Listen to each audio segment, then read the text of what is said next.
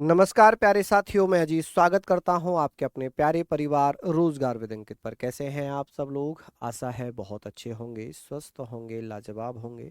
तो जल्दी से लाइव आ जाइए, जुड़ जाइए मेरे साथ। हम लोग यहाँ पर बात करेंगे बौद्ध धर्म की। हम बौद्ध धर्म यहाँ पर पढ़ रहे हैं। बौद्ध धर्म में हमें बहुत सारी बेहतरीन चीज़ें पढ़नी है। आप कहेंगे सर बौद्ध धर्म, ठीक है, बौद्ध धर्म यहाँ पर हम पढ़ने वाले हैं जी बौद्ध धर्म। और सारी चीज़ों को आप लोग मुझे बताइए। बौद्ध धर्म के बारे में हम चर्चा कर रहे हैं, तो ये सारी चीज़ें अच्छी से हमें पढ़नी है कि सर बौद्ध धर्म के बारे में, बुद्धिज़्म के बारे में हम पढ़ेंगे। और प्रयास रखना कि ये पीडीएफ भी मैं आपको दे दूंगा, ठीक है। मैंने कल भी आपको पीडीएफ दी थी, कुछ एक्स्ट्रा पॉइंट भी उसमें मैंने ऐड करके दिए हैं आप लोगों को। आज भी कुछ महत्वपूर्ण पॉइंट यहाँ पर मैं आपको दूंगा। देखिए, जब हम बौद्ध धर्म की बात करते हैं, हमारे दिमाग में एक ही नाम आता है, महात्मा बुद्ध। महात्मा बुद्ध कह लें, गौतम बुद्ध कह लें। देखिए, महात्मा बुद्ध बौद्ध धर्म के संस्थापक हैं। अगर यहाँ पर इनका अर्थ पूछा जाए, इनका अर्थ क्या है? आप कहेंगे सर जागृत, आप कहेंगे सर जागृत या प्रकाशमान। जागृत या प्रकाशमान, यानी कि सबको सबको सबको जो है क्या करने वाले? प्रकाश देने वाले, सबको ज्ञान देने वाले। तो ये सारी चीजों को हम पढ़ेंगे। देखिए, महात्मा बुद्ध को हम क्या कहते हैं? इसी कारण इन्हें लाइट ऑफ एशिया कहा जाता है। Light of Asia, light of Asia कहा जाता है। आप कहेंगे सर इन्हें क्या कहते हैं? Light of Asia. अच्छे से सारी चीजें आप पढ़ सकते हैं, लाइट ऑफ एशिया कहते हैं, ठीक है। सफिशियंट है स्नेहा जी, बिल्कुल सफिशियंट है। बस शर्त यह है कि जो मैं आपको दे रहा हूँ पीडीएफ, उसको थोड़ा सा ध्यान से पढ़ना, क्योंकि मैं जीडी के हिसाब से तो करा ही रहा हूँ आपको, लेकिन कुछ महत्वपूर्ण पॉइंट आपको मैं पीडीएफ में भी दे रहा हूँ, है ना। पीडीएफ में भी मैं आपको प्रोवाइड करा रहा हूँ। लाइट ऑफ एशिया किसे कहा जाता है? महात्मा बुद्ध को कहा जाता है।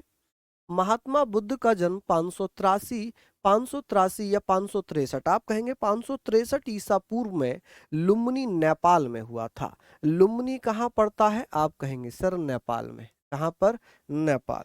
कि सर महात्मा बुद्ध का जन्म 563 ईसा पूर्व नेपाल के लुम्बिनी नामक गांव में हुआ था, जिनकी मृत्यु 483 बीसी कुशीनगर यूपी में। कुशीनगर यूपी, यानी कि इसे कुशीनारा भी कहते हैं। इसको और क्या कहा जाता है? इसे कुशीनारा के नाम से जानेंगे, कुशीनारा या कुशीनगर के नाम से जानेंगे। इनके बचपन का नाम था सिद्धार्थ। आप मुझे बताइए किसके पिता का नाम सिद्धार्थ था? आप बताएंगे सर किसके पिता का नाम सिद्धार्थ था? पंकज जी 3 या 2 क्वेश्चन आएंगे आपके हिस्ट्री से, ठीक है। अभी तबीयत ठीक है खुशी मेरी बहन? हमने यहाँ पर बात कर ली कि सर सिद्धार्थ जो है, ये बचपन का नाम किसका है? महात्मा बुद्ध के। गौतम बुद्ध का बचपन का नाम था सिद्धार्थ। क्या नाम था? सिद्धार्थ। चलिए, हम यहाँ पर बात करेंगे कि सर पिता का नाम क्या है? शुद्धोधन। क्या नाम है? शुद्धोधन। ये शुद्धोधन साक्य गणराज्य के प्रधान थे। कौन थे? साक्य गणराज्य से संबंध था। तो महात्मा बुद्ध का संबंध किससे है? साक्य गणराज्य से। आप कहेंगे सर साक्य गणराज्य से महात्मा महात्मा बुद्ध का संबंध है, या महात्मा बुद्ध के जो पिता थे वो साक्य गणराज्य के प्रधान हुआ करते थे, ठीक है। बात आती है कि सर इनकी माता का नाम था महामाया देवी, ठीक है। महामाया या माया देवी ये कोलिय गणराज्य की माता, मतलब कन्या थी। कोलिय गणराज्य की कन्या थी महामाया, जिनके गर्भ से महात्मा बुद्ध ने जन्म लिया, सिद्धार्थ ने जन्म लिया। किसने? सिद्धार्थ ने जन्म लिया। लेकिन ये ध्यान रखना, ये ध्यान रखना, जो माता है ना, माता की मृत्यु, माता की मृत्यु जब सिद्धार्थ ने जन्म लिया, तो आप कहेंगे माता की मृत्यु सिद्धार्थ के जन्म के सिद्धार्थ के जन्म के 7 दिन बाद हो गई। जन्म के 7वें दिन हो गई, 7वें दिन हुई। आप ये ध्यान रखेंगे कि सर माता की मृत्यु सिद्धार्थ के 7वें दिन हो जाती है। जब सिद्धार्थ के जन्म के 7वें दिन माता महामाया की मृत्यु हो जाती है। जब महामाया की मृत्यु हुई, ठीक है सर, 563 ईसा पूर्व में जन्म हुआ, तो 483 में मृत्यु कैसे हो गई? शायद अविनाश जी मैंने बहुत बार ये आपको बताया है, और मैंने बार बार ये बात आपको बताई है। बार बार मैं ये सारी चीजें बता रहा हूं कि जो बीसी होता है वो उल्टा चलता है। और फर्स्ट डे से मैं बताता चला रहा हूं, अगर आप इसको बहुत सीरियस नहीं ले रहे हैं तो समझ जाइए, अगर मजाक में ये चीजें ले रहे हैं तो समझ जाइए कि आपकी पढ़ाई तैयारी स्टार्ट नहीं हुई है।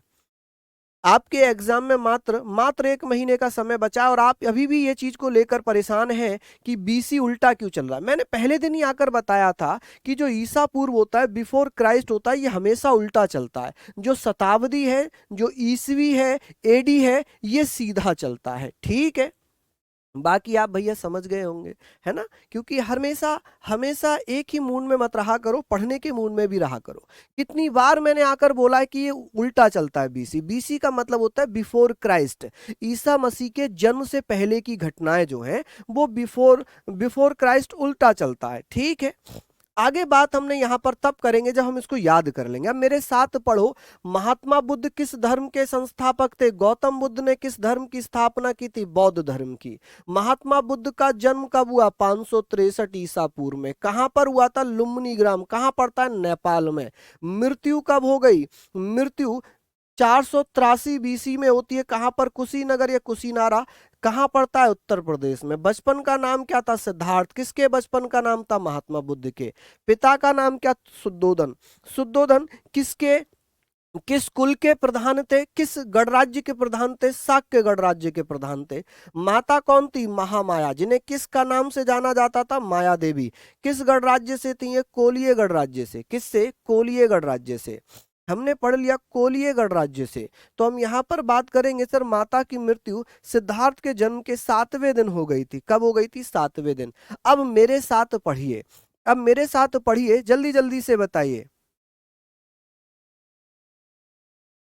चलिए, यहां पर हम बात कर रहे हैं, हम यहां पर बात कर रहे हैं, आप मुझे बताएंगे कि सर ये बताइए कि जो बौद्ध धर्म है, जो बौद्ध धर्म है, ये बताएं संस्थापक कौन है बौद्ध धर्म के? महात्मा बुद्ध थे, गौतम बुद्ध थे। गौतम बुद्ध, महात्मा बुद्ध एक ही नाम है। ठीक है, इन्हें क्या कहा जाता है? Light of Asia. बुद्ध का अर्थ क्या है? प्रकाशमान या जागृत। जागृत कह ले, प्रकाशमान कह ले। जन्म कब हुआ था महात्मा बुद्ध का? 563 ईसा पूर्व में। मृत्यु कब हो गई? 483 ईसा पूर्व में। कहां पर? कुशीनगर में। जन्म कहां पर हुआ था? आप कहेंगे सर नेपाल, लुम्बिनी ग्राम में।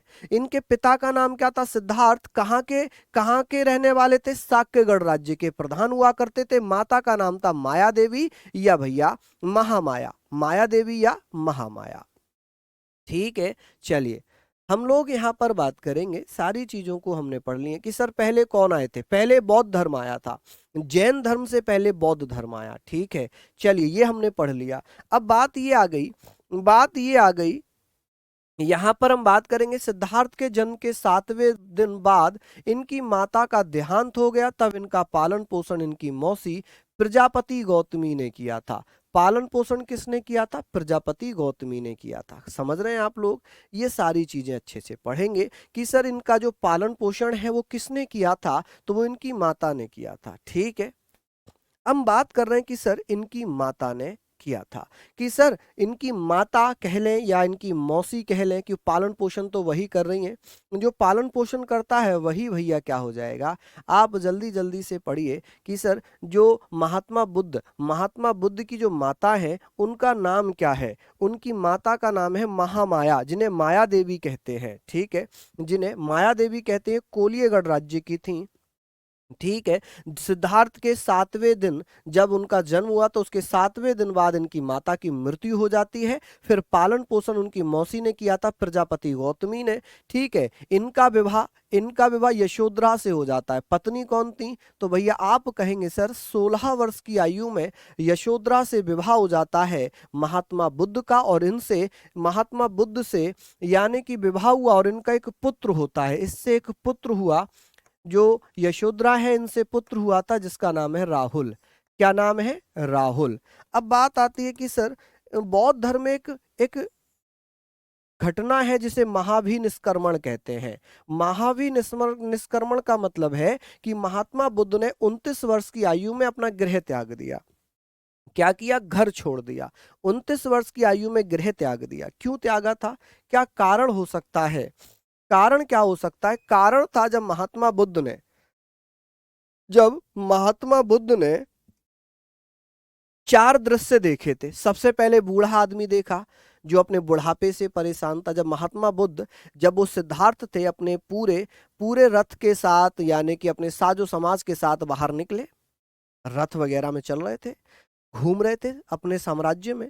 जब उन्होंने 4 दृश्य देखे तो उनका दिल विचलित हो उठा। पहला दृश्य था बूढ़ा व्यक्ति। पहला दृश्य क्या था? बूढ़ा व्यक्ति देखा, जो बूढ़े बूढ़े अपने बुढ़ापे से परेशान थे, बूढ़े व्यक्ति जो थे। उसके बाद बीमार व्यक्ति देखा जो अपनी बीमारी से परेशान था। ठीक है, फिर एक मृत व्यक्ति देखा।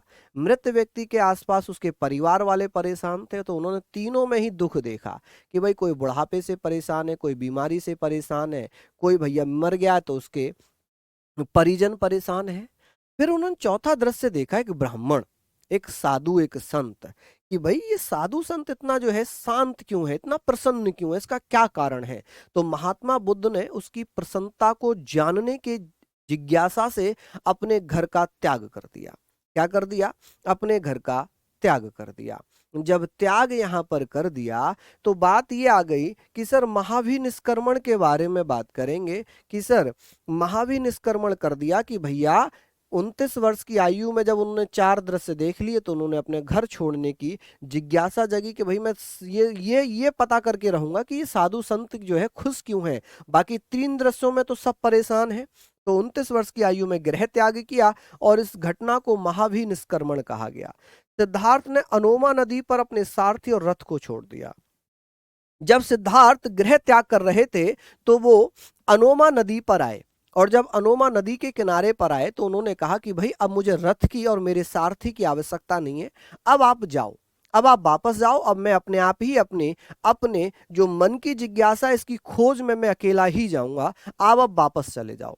क्या कर लो? वापस चले जाओ। तो महात्मा बुद्ध जो पहले सिद्धार्थ थे, इन्होंने अपना सारथी और अपना घोड़ा कहाँ छोड़ा था? अनोमा नदी के किनारे पर। किसके किनारे पर? अनोमा नदी के किनारे पर छोड़ दिया था। ठीक है जी, समझ गए? समझ गए भैया? यहाँ पर अब बात आती है सिद्धार्थ के जन्म के 7वें दिन बाद किसकी मृत्यु हो गई थी? महात्मा बुद्ध की माता की। क्या नाम था? माया देवी। पिता का नाम क्या था? पिता का नाम क्या था? आप कहेंगे सर क्या नाम था? शुद्धोधन। कौन थे? शाक्यगढ़ राज्य के प्रधान हुआ करते थे। पत्नी का नाम क्या? यशोधरा। 16 वर्ष की अवस्था में 16 वर्ष की अवस्था में शादी हो जाती है, पुत्र प्राप्त होता है राहुल। महाविनिष्क्रमण जो घटना है बौद्ध धर्म में, वो जो महात्मा बुद्ध ने अपना गृह त्याग किया था उस घटना को कहते हैं। 29 वर्ष की आयु में गृह त्याग कर दिया था। 29 वर्ष की आयु में गृह त्याग कर दिया था। सिद्धार्थ ने अनोमा नदी पर अपने सारथी और किसको? रथ को छोड़ दिया। किसको छोड़ दिया? साउंड कम आ रहा है क्या? साउंड कम आ रहा है क्या? देखो भाई साउंड कम है क्या? हाँ जी, चलिए बहुत बढ़िया, ये सारी चीजें आपने लिखनी है। आगे बात करते हैं। ये 4 दृश्य मैंने आपको बताए, 4 दृश्य जिनके कारण सिद्धार्थ सन्यासी बनने की तरफ चल पड़े। बूढ़ा व्यक्ति देखा, बीमार व्यक्ति देखा, मृत व्यक्ति देखा, सस्या मतलब जो अर्थी होती है, सन्यासी देखा। और भैया ज्ञान की खोज में सिद्धार्थ सबसे पहले कहाँ पहुंचे? वैशाली। कहाँ पहुंच गए? वैशाली पहुंच गए। वैशाली में वो एक पुरुष से मिले, एक महान हस्ती से मिले जिन्हें अलार कलाम के नाम से जानते हैं। अलार कलाम से महात्मा बुद्ध कहाँ मिले हैं? वैशाली में। कहाँ पर मिले? वैशाली में। तो महात्मा बुद्ध के जो पहले गुरु थे वो सांख्य गुरु बने। सांख्य का उन्होंने ज्ञान दिया, अलार कलाम मिले। ठीक है, उसके बाद वो राजगीर गए।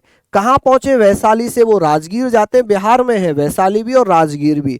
राजगीर पहुंचते और वहां पर रुद्रक रामपुत्र से मिले। रुद्रक रामपुत्र से मिले और इन्हें अपना दार्शनिक गुरु बना लिया। इन्हें अपना दार्शनिक गुरु बनाया। बृहस्पति को क्या बनाया? इन्हें अपना क्या बना लिया? गुरु बनाया। क्या बना लिया? गुरु। ये भी कौन बन गए? गुरु। तो पहले गुरु कौन थे? अलार कलाम थे। दूसरे गुरु कौन थे? रुद्रक रामपुत्र थे। कौन थे? रुद्रक रामपुत्र। चलिए ये सारी चीजें आप लोग लिखिए।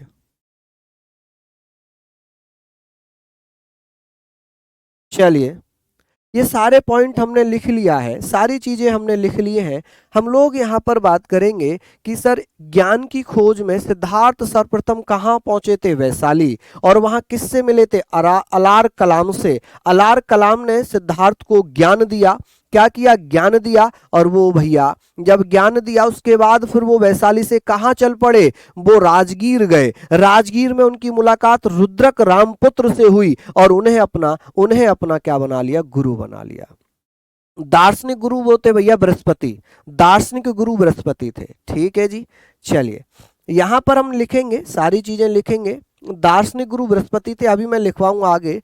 चलिए ये सारी चीजें हमने यहां पर बात करनी है कि सर ये बताइए, ज्ञान की खोज में सबसे पहले सिद्धार्थ किससे मिले थे, अलार कलाम से। कहां पर, वैशाली में। फिर दूसरे गुरु कौन बने थे, रुद्रक रामपुत्र। कहां मिले थे, राजगीर में। कहां पर, राजगीर में। ठीक है, अब बात आती है कि सर बाद में ये कहाँ चले गए। बाद में सिद्धार्थ उरुवेला चले गए, निरंजना नदी के तट पर 6 वर्षों तक तपस्या की, परंतु ज्ञान प्राप्त नहीं हुआ। तब उन्होंने सुजाता नामक स्त्री से खीर खाकर अपना व्रत तोड़ा।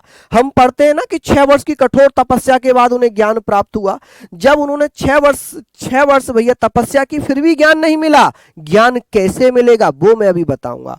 क्या ये वाला इंपॉर्टेंट पॉइंट है, आपने पढ़ा था ये पहले कभी। यहां पर हमने बात कर ली है और वो क्वेश्चन क्या होगा कि सर उरुवेला गए। देखिए सबसे पहले वैशाली, फिर राजगीर, फिर कहाँ गए, उरुवेला। उरुवेला में निरंजना नदी के तट पर इन्होंने 6 वर्षों की तपस्या की, लेकिन परंतु ज्ञान प्राप्ति नहीं हुई। फिर एक महिला थी सुजाता नामक महिला से खीर खाई और खीर खाकर अपना व्रत तोड़ दिया। क्या कर दिया, अपना व्रत तोड़ दिया। जब व्रत तोड़ा उसके बाद ये किससे मिलेंगे, later he went to Uruvela and did penance for 6 years on the bank of river Niranjana, but did not get knowledge. Then he broke his fast by eating kheer from a woman named Sujata नामक महिला ने खीर दी, जिससे महात्मा बुद्ध ने अपना व्रत तोड़ा। अब बात आती है 35 वर्ष की अवस्था में ज्ञान प्राप्ति। जब 6 वर्ष उन्होंने तपस्या कर ली, उसके बाद वो एक समाधि में बैठ गए। 6 वर्ष की तपस्या कर ली, उसके बाद वो समाधि में बैठ गए। कहां, उरुवेला में ही समाधि में बैठ गए, जो बोध गया में है। उरुवेला एक स्थान है जो बोध गया बिहार में पड़ता है। निरंजना नदी के किनारे पर पीपल वृक्ष के नीचे वो बैठ जाते हैं। वैशाख पूर्णिमा का दिन होता है और जब वो अपनी समाधि में बैठते हैं तो समाधि लिए हुए उन्हें 49 दिन होते हैं। 49वें दिन 49th डे उन्हें ज्ञान प्राप्त हो जाता है। मतलब 6 वर्ष की कठोर तपस्या पहले कर ली, फिर वो समाधि में बैठे। किस में बैठ गए, वो समाधि में बैठ गए। और जब वो समाधि में बैठे थे तो 49 दिन के बाद उन्हें 49वें दिन बोध ज्ञान प्राप्त हुआ, दिव्य ज्ञान प्राप्त हुआ और तब वो बुद्ध कहलाए। सिद्धार्थ से वो क्या बन गए, बुद्ध बन गए। ठीक है, तो आप कहेंगे सर ज्ञान प्राप्ति संबोधि कहते हैं ज्ञान प्राप्ति को, कि 29 वर्ष की अवस्था में गृह त्याग किया था, 6 वर्ष तपस्या की और 49 दिन, ये कुल मिलाकर 6 वर्ष हो गए। क्या हो गए, 6 वर्ष हो गए। तो पीपल वृक्ष के नीचे वो भैया समाधि अवस्था में बैठते हैं, उरुवेला नामक स्थान पर जो बोध गया बिहार में है। निरंजना नदी के किनारे पर वैशाख पूर्णिमा के दिन ये ज्ञान उन्हें समाधि के 49वें दिन प्राप्त हुआ था।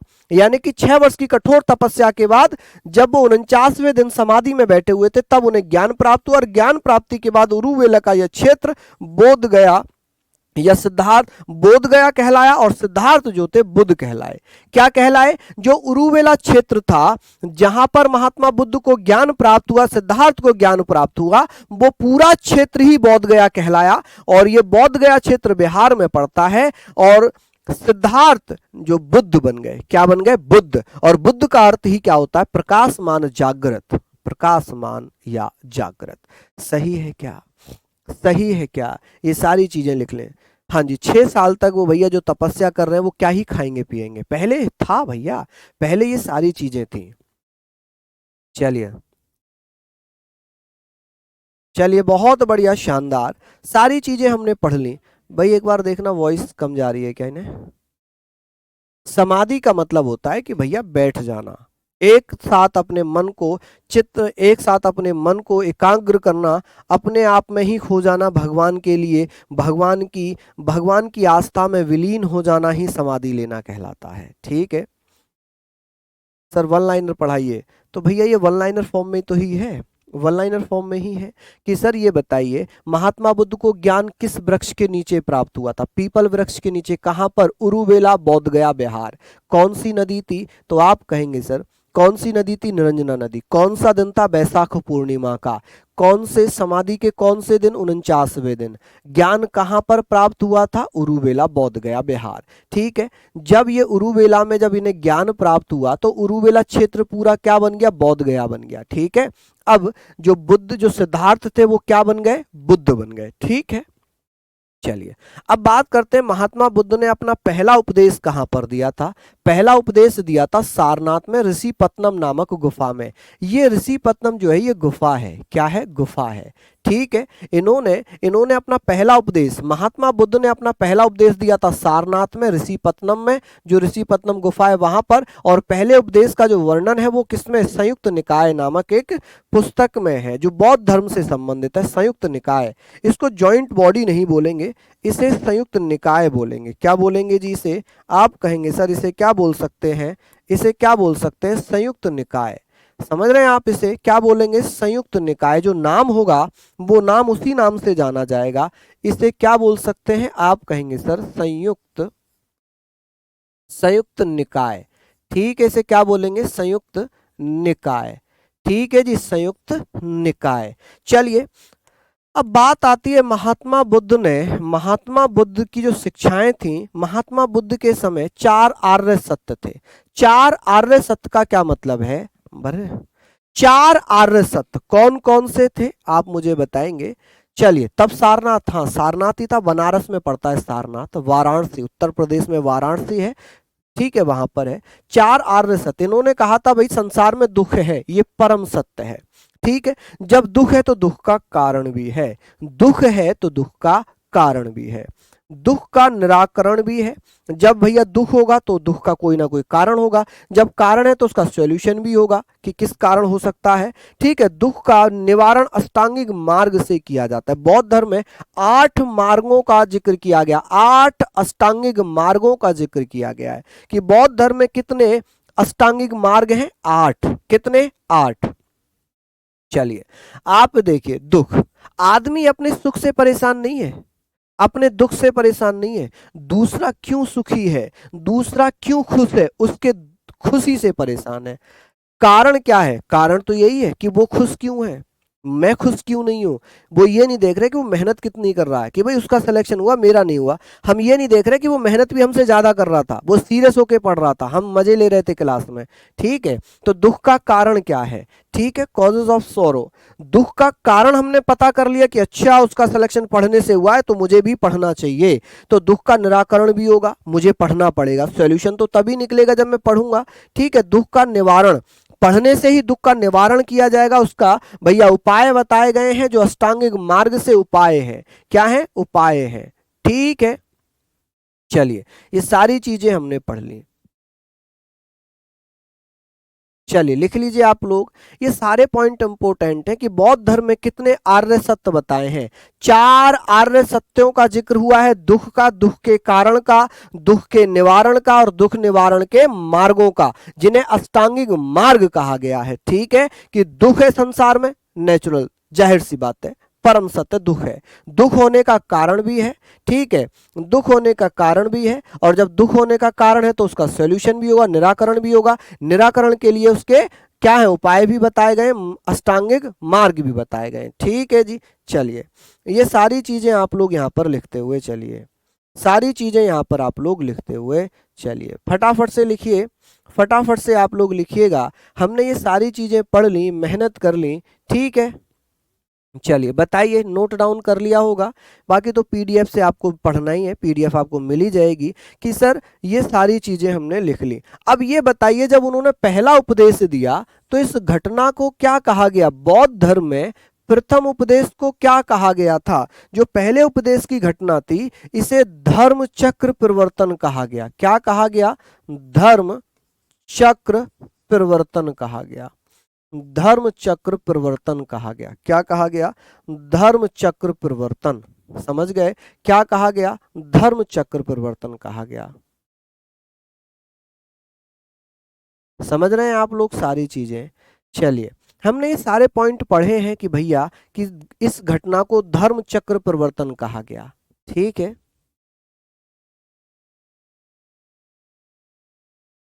बताइए। यहां तक हमने लिख लिया, ये सारी चीजें हमने लिख ली। आगे बात करेंगे कि भैया बौद्ध धर्म में 8 अष्टांगिक मार्गों का जिक्र किया गया है। देखिए, सम्यक दृष्टि जिसमें 4 आर्य सत्य बताए गए हैं, सम्यक संकल्प, सम्यक वाणी, सम्यक कर्म, सम्यक आजीविका। सम्यक का मतलब है हमेशा, हमेशा सही मार्ग। ठीक है, सम्यक वैवाम यानी कि सही, सही संकल्प, सही वाणी, सही कर्म, सही आजीविका, सही व्यायाम, सही स्मृति और सम्यक समाधि यानी कि सही समाधि। देखिए, अब बात आती है कि सर बौद्ध धर्म में कितने अष्टांगिक मार्गों का जिक्र किया गया? 8 अष्टांगिक मार्गों का जिक्र किया गया। पहले मार्ग में जो सम्यक दृष्टि है, सही दृष्टि, ठीक है, उसमें विश्वास करने के चार चार सत्य बताए गए आर्य: दुख, दुख का कारण, दुख का निवारण और दुख के अष्टांगिक मार्ग। तो दुख के अष्टांगिक मार्ग ये 8 मार्ग बताए गए हैं। ठीक है, चलिए, वाराणसी में यज्ञ श्रेष्ठी को ज्ञान दिया कि सर जब महात्मा बुद्ध वाराणसी पहुंचे तो वाराणसी में जाकर उन्होंने एक को क्या दिया? ज्ञान दिया। कौन थी वो महिला? यज्ञ श्रेष्ठी, कि वाराणसी में यज्ञ श्रेष्ठी को ज्ञान दे दिया, ज्ञान दिया। चलिए, और इन्हीं को बौद्ध भिक्षुणी संघ का अध्यक्ष भी बना दिया। वाराणसी में ही बौद्ध भिक्षुणी एक सभा बनाई, एक संघ बनाया, महिलाओं की एक यूनियन बनाई, एक संघ बनाई कि भाई ये महिलाएं इसमें शामिल रहेंगी। ठीक है, उसकी अध्यक्षा कौन बनी थी? यज्ञ श्रेष्ठी। कौन बनी थी? यज्ञ श्रेष्ठी। यज्ञ श्रेष्ठी को ज्ञान किसने दिया था? महात्मा बुद्ध ने। कहां पर? वाराणसी में। वाराणसी कहां पड़ता है? उत्तर प्रदेश में। कहां पड़ता है जी? उत्तर प्रदेश में। ठीक है, चलिए आगे बात करेंगे कि सर वाराणसी में बौद्ध भिक्षु संघ की स्थापना की। बौद्ध भिक्षु संघ की स्थापना की थी और उसके बाद वाराणसी के बाद वैशाली गए, वहां से बौद्ध भिक्षु संघ बनाया। ठीक है, जब भैया वाराणसी के बाद कहां चले गए? वैशाली चले गए, और वैशाली चले गए, वहां उन्होंने बौद्ध भिक्षुणी संघ बनाया। ये आनंद आनंद जो थे महात्मा बुद्ध के परम शिष्य थे, प्रिय शिष्य थे, और अपने शिष्य के कहने पर महिलाओं के लिए उन्होंने बौद्ध भिक्षुणी संघ बनाया। क्या बनाया? बौद्ध भिक्षुणी संघ बनाया। इसमें सबसे पहले जो महिला शामिल हुई थी उनका नाम क्या था? प्रजापति गौतमी, और उसके बाद आम्रपाली। कौन थी? आम्रपाली। यानी कि जो भैया बौद्ध भिक्षुणी संघ बनाया गया था, अपने प्रिय शिष्य आनंद के कहने पर उस बौद्ध भिक्षुणी संघ में प्रजापति गौतमी जो उनकी मौसी थी और फिर आम्रपाली को जोड़ लिया। ठीक है, प्रजापति गौतमी जिन्होंने महात्मा बुद्ध का पालन पोषण किया था, उनकी मौसी थी। मौसी ने आनंद से कहा कि आप तो महात्मा बुद्ध के सबसे प्रिय शिष्य हैं, आप मुझे भी इस संघ में शामिल करिए। मुझे जो है अब मोह माया त्यागनी है, मुझे भी ईश्वर की प्रार्थना में लीन रहना है। तो प्रजापति गौतमी के कहने पर आनंद ने अपने गुरु महात्मा बुद्ध से सिफारिश की और उनकी सिफारिश पर बौद्ध भिक्षुणी संघ की स्थापना की गई। ठीक है, इस संघ में सबसे पहले प्रजापति गौतमी और आम्रपाली शामिल हो गई। सबसे अधिक उपदेश और सबसे अधिक अनुयायी महात्मा बुद्ध के कहां पर बने? श्रावस्ती में। कहां पर? श्रावस्ती। आप कहेंगे महात्मा बुद्ध ने सबसे ज्यादा उपदेश कहां पर दिए थे? सबसे ज्यादा फॉलोअर्स कहां पर बने थे? आप कहेंगे श्रावस्ती में। कहां पर? श्रावस्ती में। अंतिम उपदेश कहां दिया था? कुशीनगर में। कहां पर? कुशीनगर में। किसको दिया था? सुभद्र को। किसको दिया था? सुभद्र को। कि महात्मा बुद्ध ने पहला उपदेश सारनाथ में, अंतिम उपदेश कहां दिया था? कुशीनगर में। किसे? सुभद्र को। और कुशीनगर में यही इनकी मृत्यु हो जाती है 483 बीसी में। क्या हो जाती है? मृत्यु। अष्टांगिक मार्ग का मतलब है कि ऐसे मार्ग जिससे किसी को दुख ना हो, सबके दुखों का निवारण इन मार्गों पर चलने वाले व्यक्तियों से हो जाएगा। अगर इन मार्गों पर आप चलेंगे तो आपको कभी भी दुख का सामना नहीं करना पड़ेगा। कैसे? सम्यक दृष्टि होनी चाहिए। कि भाई सभी के प्रति सही दृष्टि रखो, सही संकल्प आपका है, सही वाणी से आप बोल रहे हो, आप किसी के प्रति कटु शब्दों का प्रयोग नहीं कर रहे हो, किसी को गाली नहीं दे रहे हो, सम्यक कर्म अगर आप कर रहे हो, सम्यक आजीविका, आप अपने जीवन यापन के लिए सही व्यापार या सही काम कर रहे हो, सम्यक व्यायाम, अपने शरीर को स्वस्थ रखने के लिए सही एक्सरसाइज कर रहे हो, और आपकी सम्यक स्मृति, आपको जो सारी चीजें वो सही स्मृति याद है। ठीक है, आजकल क्या होता है, अच्छा बीबी हस्बैंड में क्या होता है, बात होगी 10 दिन पहले की, महिला एक पॉइंट ढूंढेगी, अच्छा तुमने उस दिन ये वाली बात बोली थी, लड़ाई होनी है। तो स्मृति रखो, अच्छी वाली पॉजिटिव स्मृति रखो अपनी, सम्यक समाधि, अपने लीन रहो, भगवान की पूजा में रहो। तो जब जो 8 इन मार्गों पर चलेगा वो कभी भी दुखी नहीं रह सकता, वो कभी भी परेशान नहीं रह सकता। ठीक है, ये हमने बातें कर ली। चलिए, बात आती है कि महात्मा बुद्ध ने सर्वाधिक उपदेश कौन सी भाषा में दिए थे, पाली भाषा में दिए थे। सबसे ज्यादा समय कहाँ बिताया, श्रावस्ती में बिताया। सबसे ज्यादा समय कहाँ बिताया, श्रावस्ती में। और वर्षावास कह लें कि भैया उन्होंने अंतिम सांस कहाँ पर ली थी, कुशीनगर में। अंतिम सांस कहाँ पर ली थी, कुशीनगर में ली थी। कहाँ, कुशीनगर में ली थी। समझ रहे हैं आप मेरी बात, समझ रहे हैं, हाँ देखा, देखा भैया, बिल्कुल, बहुत बढ़िया। ये सारे पॉइंट लिख लो, ये सारे पॉइंट बहुत जरूरी हैं, बहुत जरूरी हैं। हाँ, चलो शानदार। ये सारे पॉइंट हमने पढ़ लिए कि सबसे ज्यादा उपदेश उन्होंने पाली भाषा में दिए थे, सबसे ज्यादा समय उन्होंने श्रावस्ती में बिताया था। ठीक है, यहाँ पर आप ये बताइए कि सर उपदेश भी यही दिए और सबसे ज्यादा अनुयायी भी यही बनाए थे, सबसे ज्यादा समय भी वो श्रावस्ती में ही रहे थे। नेक्स्ट है, इनके प्रतीक चिन्ह क्या है। महात्मा बुद्ध के जन्म के समय जन्म का जो प्रतीक चिन्ह है वो कमल का फूल है और सांड है। सांड इनके यौवन का प्रतीक है, जवान होने का, यंग होने का प्रतीक है। ठीक है, तो जन्म का प्रतीक कमल और सांड है, जबकि सांड को यौवन का प्रतीक कहा जाता है। गृह त्याग भैया घोड़ा, घर जब छोड़ा था उसका उसका जो प्रतीक चिन्ह है वो घोड़ा है। इस समृद्धि का प्रतीक चिन्ह इनका शेर है। ज्ञान का प्रतीक चिन्ह है पीपल। मृत्यु का चिन्ह है भैया पद चिन्ह। पद चिन्ह जो मोक्ष या निर्वाण या मृत्यु कह सकते हैं, मोक्ष से ही मृत्यु। एक इनका भैया गर्व, इनके गर्व का जो प्रतीक चिन्ह है ना वो हाथी है। इनके गर्व का प्रतीक चिन्ह क्या है, हाथी। तो महात्मा बुद्ध से संबंधित जानवरों के नाम बताइए। बुद्ध से, महात्मा बुद्ध से संबंधित जानवर कौन है, महात्मा बुद्ध से संबंधित, महात्मा बुद्ध से संबंधित जानवर। आप कहेंगे कौन कौन से जानवर हैं, तो 4 जानवर हैं, 4 जानवर हैं। कौन कौन से, आप कहेंगे सर कौन कौन से हो जाएंगे, सांड, सांड हो जाएगा, घोड़ा हो जाएगा, ठीक है, घोड़ा हो जाएगा, ठीक है, हाथी हो जाएगा, कौन, हाथी हो जाएगा, और शेर हो जाएगा। ठीक है, तो महात्मा बुद्ध से 4 जानवरों का संबंध बताइए। तो आप कहेंगे सर यहाँ पर सांड है, घोड़ा है, हाथी है, शेर है।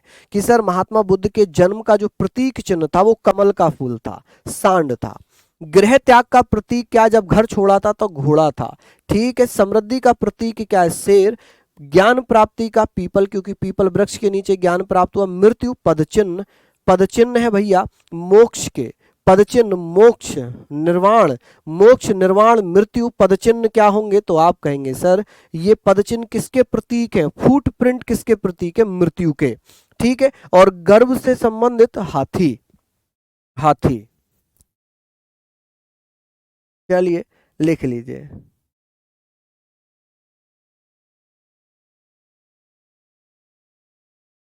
चलिए बहुत बढ़िया,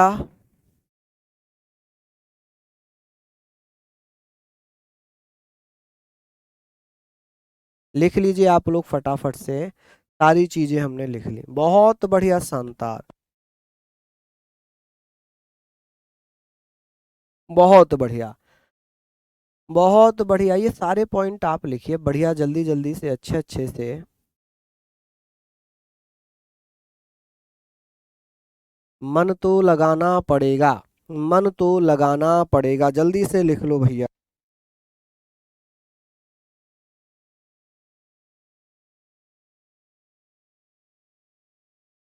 चलिए पीडीएफ से लिख लेंगे फिर तो आगे बढ़ जाते हैं।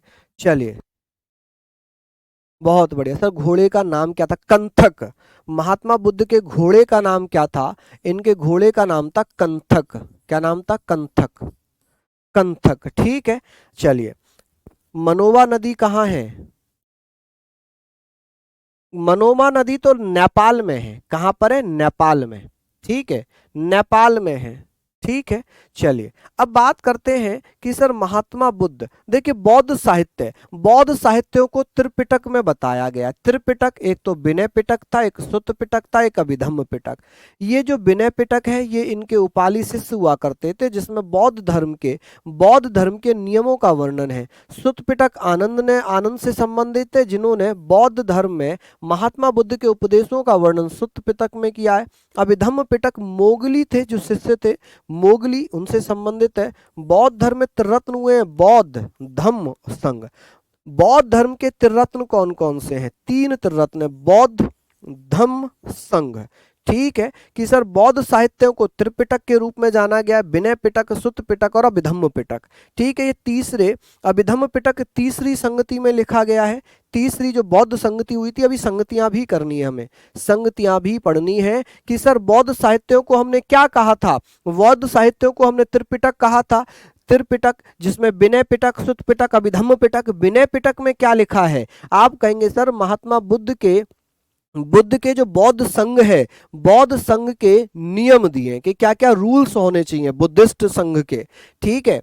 सुत्त पिटक में क्या लिखा है? महात्मा बुद्ध के उपदेश दिखिए लिखे हुए हैं। ठीक है, आप कहेंगे सर महात्मा बुद्ध के उपदेश कह सकते हैं, सरमॉन्स ऑफ महात्मा बुद्ध कह सकते हैं, टीचिंग्स ऑफ महात्मा बुद्ध कह सकते हैं। ठीक है। अभिधम्म पिटक मोगली पुत्र शिष्य से संबंधित है, आप कहेंगे मोगली शिष्य से संबंधित है। नेक्स्ट है कि भैया बौद्ध धर्म में संगतियां, बौद्ध धर्म में संगति होती है 483 बीसी राजगृह में। कहां पर? राजगृह में। राजगृह अजात शत्रु, राजगृह भैया उस समय अजात शत्रु था, बिंबिसार का बेटा अजात शत्रु के समय में राजगृह में पहली बौद्ध संगति होती है, जब महात्मा बुद्ध की मृत्यु हो गई थी। ठीक है, उस वर्ष 483 बीसी राजगृह में अजातशत्रु के शासनकाल में, जिसका अध्यक्ष था महाकश्यप। कौन था? महाकश्यप। दूसरी होती है, ये बीसी है, ये क्या है? बीसी। ठीक है जी, ये बीसी हो जाएंगे। कहीं तो 251 है, कहीं 255 है। ठीक है, कहीं तो 251 बीसी है, कहीं 255 बीसी है। कि सर 483 बीसी राजगृह में अजातशत्रु के शासनकाल में ये हर्यक वंश का था। महाकश्यप उस समय कौन था? अध्यक्ष बना। दूसरी 383 बीसी वैशाली में होती है, कालाशोक उस समय राजा हुआ करता था। कौन? कालाशोक उस समय राजा हुआ करता था। सावक मीर उसका अध्यक्ष बनता है। सावक मीर कौन बनता है? अध्यक्ष बनता है। तीसरी बौद्ध संगति 251 बीसी में या 255 बीसी में पाटलिपुत्र में। उस समय राजा था अशोक, मौर्य वंश का राजा था अशोक। मोगली पुत्र तिस्य इस समय क्या बनता है? मोगली पुत्र तिस्य क्या बन जाता है? अध्यक्ष बन जाता है। चौथी कहां पर होती है? पहली शताब्दी में।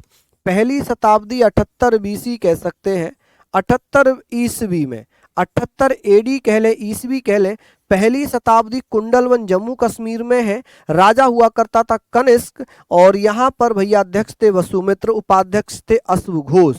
कौन थे? अश्वघोष, जिन्होंने कुमार चरितम लिखा था। या आप कहेंगे कुमार चरितम तो कालिदास का, इन्होंने क्या लिखा है? इन्होंने अश्वघोष ने क्या लिखा है? शूद्रक। अश्वघोष, बताइए। हाँ जी, बहुत बढ़िया। चलिए, अब बात आ रही है जी, बात आ रही है, शूद्रक लिखा है अश्वघोष ने।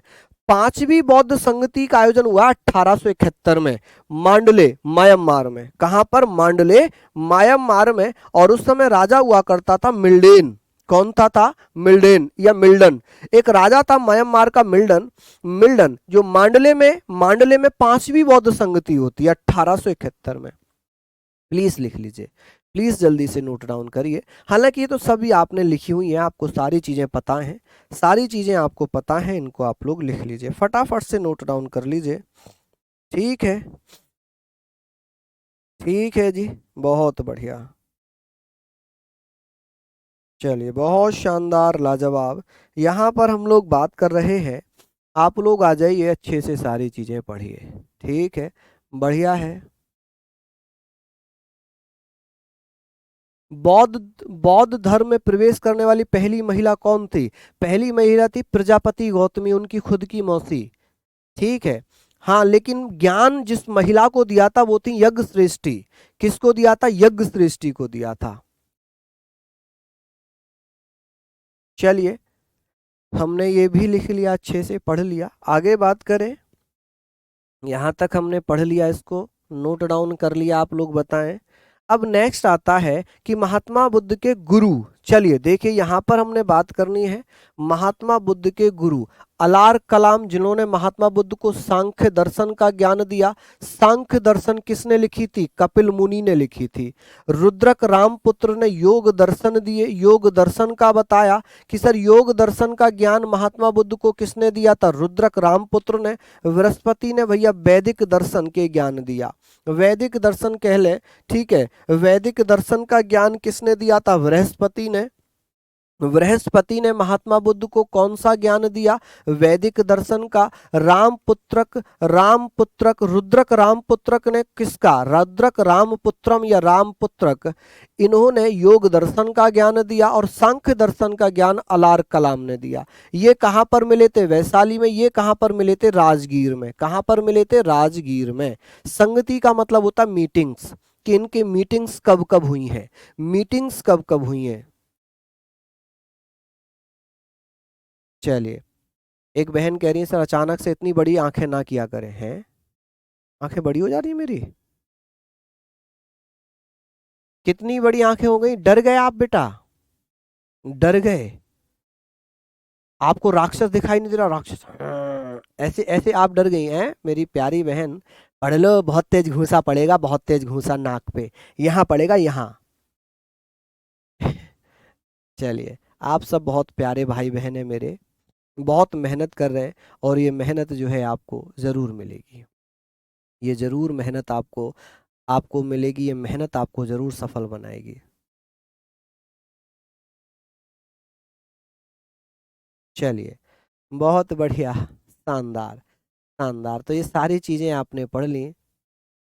ये बुक के बारे में क्या कह रहे हैं कि बुक ऑर्डर की थी अभी तक नहीं आई। देखिए, जिनकी बुक नहीं आई है आ जाएगी, परेशान मत हुआ करो, है ना। थोड़ा सा एड्रेस आपका ऐसा होता है ना, कभी कभी जब हम बात करते हैं ना तो वो कहते हैं कि किसी का एड्रेस कैसा है, किसी का बहुत दूर है, कोई फ़ोन नहीं उठाता है ना, कोई ओटीपी बताकर भी क्लास के वो लेने नहीं आता, फिर बाद में परेशान होते हैं कि हमने तो ओटीपी दे दिया था, हमारी किताब नहीं आई। भाई, जब आपने ओटीपी दे ही दिया तो उसका मतलब ये तो क्लास बुक डिलीवर हो गई। आप ओटीपी दे ही क्यों रहे हैं? इतने पढ़ लिखने के बाद भी अगर ओटीपी दे रहे हैं तो फिर आप, फिर समझदारी कहाँ है? आपके हाथ में जब किताब आ जाए तब ओटीपी दो किसी को, है ना। फ्रॉड आजकल तभी तो होता है, पहले ओटीपी दे दिया। क्यों इतना भरोसा करना किसी पे? बिल्कुल बिल्कुल भैया, बिल्कुल। चलिए, बहुत बढ़िया, सारी चीजें हमने लिख ली। हाँ जी, बहुत बढ़िया, शानदार। चलिए, बहुत बढ़िया। यहाँ पर हम बात कर रहे हैं सारी चीजों के बारे में कि महात्मा बुद्ध के गुरु कौन थे? अलार कलाम। कौन सा ज्ञान दिया था? सांख्य दर्शन का। ठीक है, और फिर योग दर्शन का ज्ञान किसने दिया था? रुद्रक रामपुत्र ने। फिर भैया वैदिक दर्शन का ज्ञान किसने दिया था? आप कहेंगे सर किसने दिया था? बृहस्पति ने। चलिए, अब ये भैया कुछ वास्तुकला से संबंधित चीजें हैं कि बौद्ध धर्म से संबंधित जैसे लद्दाख में कौन कौन से बौद्ध मठ हैं? जैसे हेमिस मठ है, टिक्से मठ है, ये कहाँ पर है? बौद्ध धर्म में। देखिए, बौद्ध मठ की बात हो रही है, लद्दाख में हेमिस मठ है, ठिस्के मठ है, सिक्किम में रूमटेक मठ है, लिंगडम मठ है, हिमाचल प्रदेश में ताबो है, ससूर है, या भैया आप कह सकते हैं मेकलोडगंज है। ठीक है, जो धर्मशाला में पड़ता है, की गोपा है, नाको है, ये बौद्ध मठ है। अरुणाचल प्रदेश में तमांग मठ है, सबसे बड़ा मठ, सबसे बड़ा मठ बौद्ध धर्म से संबंधित कहाँ पर है? अरुणाचल प्रदेश में। क्या नाम है? तमांग मठ। देखिए, हेमिस मठ ज्यादा पूछा जाता है, रूम टेक मठ बहुत ज्यादा पूछा जाता है, और भैया यहाँ पर तमांग मठ पूछा जाता है। कर्नाटक में कौन सा? बेलकुप्पे मठ, और पश्चिम बंगाल में घूम मठ। कौन सा? घूम मठ। ये तो आपके हो गए मठ। ठीक है, ये क्या हो गए? मठ। चलिए ये हमने यहाँ पर पढ़ने हैं। अभिषेक जी आप अपनी ऑर्डर आईडी दे दीजिए, एक बार ऑर्डर आईडी अपनी दे दीजिए, ठीक है। हाँ, अगर एक बार ऑर्डर आईडी आप दे देंगे तो आपकी किताब का पता चल जाएगा जी कहाँ पर है, उससे उससे हम ट्रेस करवाएंगे, है ना। जिसकी भी बुक अभी नहीं पहुंची है वो अपनी अपनी ऑर्डर आईडी दे सकते हैं। सभी की ऑर्डर आईडी लेनी है ना। चलिए जिनकी बुक नहीं पहुंची है वो अपनी ऑर्डर आईडी दे दीजिए।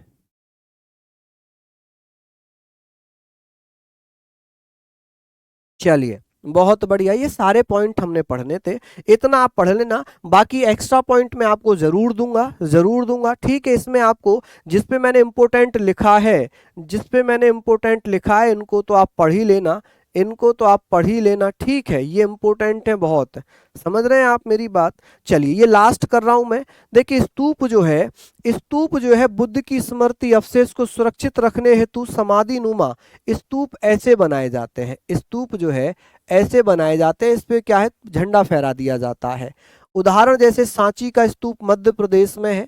स्तूप का सबसे पवित्र भाग होता है हर्मिका और पद शिक्षणा पक्ष पक्ष जिसमें चबूतरों के चारों ओर घूमने के लिए, जैसे यहाँ पर क्या है, ये यहाँ पर स्तूप है तो इसके चारों ओर घूमने की जो जगह है, जो परिक्रमा करने की जगह है, उसे पद क्या बोलते हैं, पदक्षिणा पक्ष बोलते हैं, स्लाइड साइड।